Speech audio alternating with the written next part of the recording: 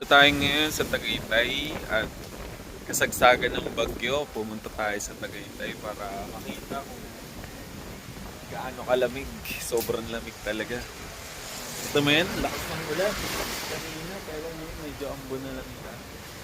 Tapos hangin-hangin na lang siya. Nakikita natin yung fog dito. Yung fog.